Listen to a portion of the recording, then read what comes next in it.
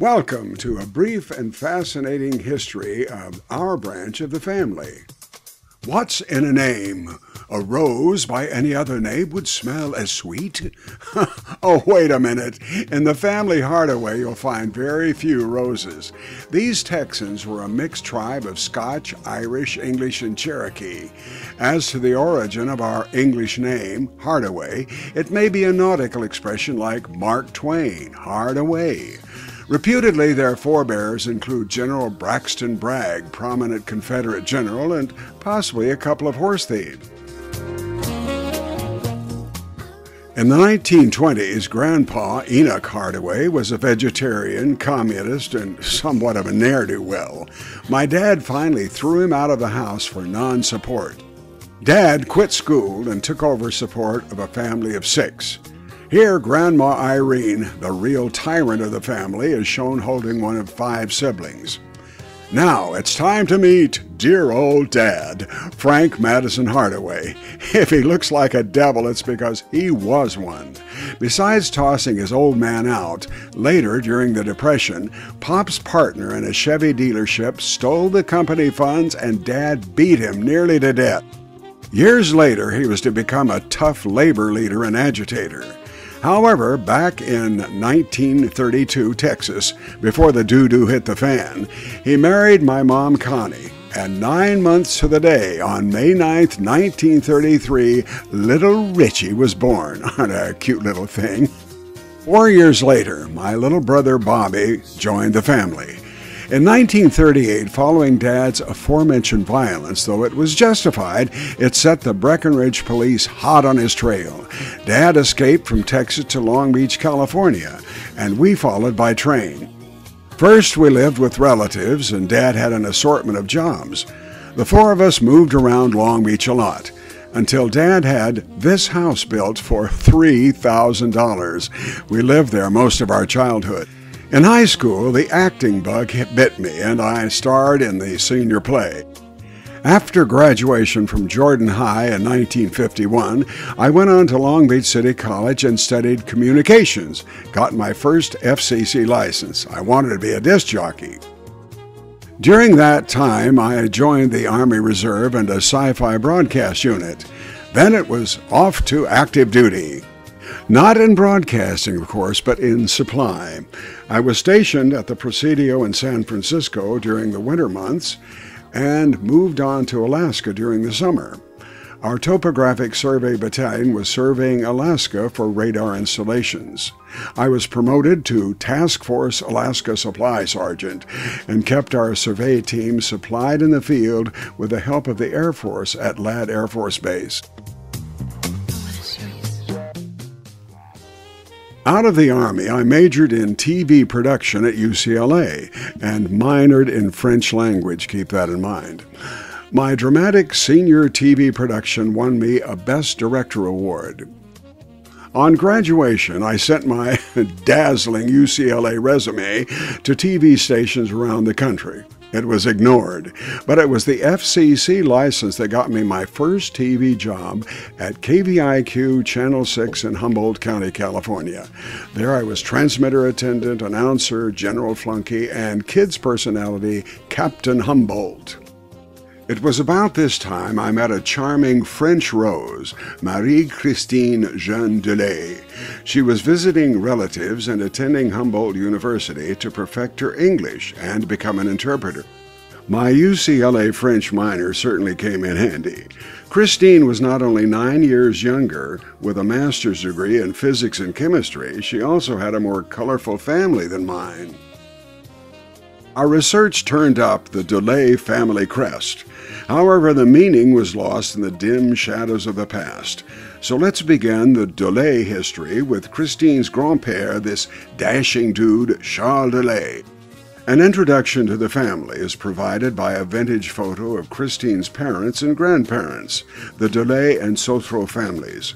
Once again, grand-père Charles Delay, grand-mère Jeanne Sautreau, Chris' future dad Pierre, grand-père Bernard, grand-mère Marie, and Christine's mom Lucienne Sautreau Delay. Last but not least, Chris' oncle Kiki Sautreau. During World War II, Chris' dad was a leader of the French underground, and her mother was a spy for the Resistance. In 1945, at age 3.5, Chris actually watched the Nazis leave France.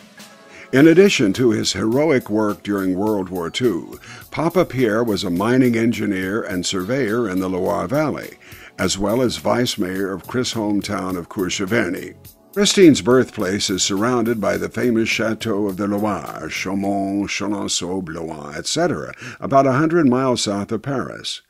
Finally, the Delay family expanded to include Christine's brothers Pierrot and Patrice. In this picture of mother and daughter, one can see how Spy Maman was also a model for Jean Patou in her teens. And now back to Chris and Rich. In less than a year, Chris and I decided to marry. In fact, we planned 2 weddings to observe French Napoleonic law, a civil ceremony near Humboldt Bay, and another Catholic blessing for Chris' family in France 2 weeks later. The Humboldt County wedding was a jolly affair, Judge Connor officiating, with a large turnout of U.S. friends and relatives. In France, we posed in our wedding duds for this picture in Maman's French jardin, or garden. The Catholic wedding itself took place in this 800-year-old church of Courcheverny.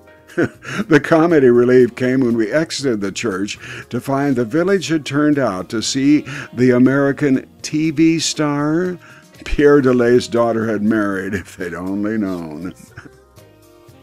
We honeymooned throughout Europe before returning home, where we moved to Sacramento and a job at KCRI-TV.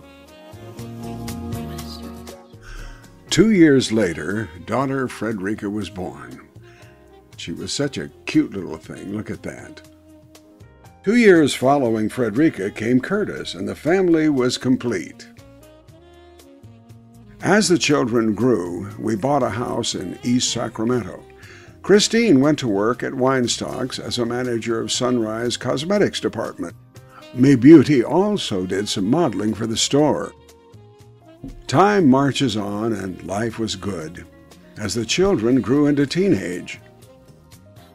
I developed my skills as a spokesperson and did TV ads for KCRA, KOPR, and freelance sponsors. I became a writer, producer, director, and spokesman for well over 1,000 commercials, including some with Peter Lawford and Pat and Debbie Boone. Anything for a buck. I was also a mature model for many print projects. Here's the miracle of makeup. Throughout the 90s, I was the voice of the California Lottery and host of Super Lotto, Big Whoopee. When I turned 65, we retired and moved to our retirement home in Northern California. Here we're shown across the street from our house north of Humboldt Bay. We'd been working on the place for years. Finally, we settled in with our daughter Frederica, a public guardian for the county, and our darling doggies, Babette and Miss Daisy. Christine became a volunteer French teacher at the senior center, and I, who never volunteer for anything, continue to create small videos available on YouTube. Why Humboldt County? Well, it's a beautiful place, lots of redwoods and seascapes.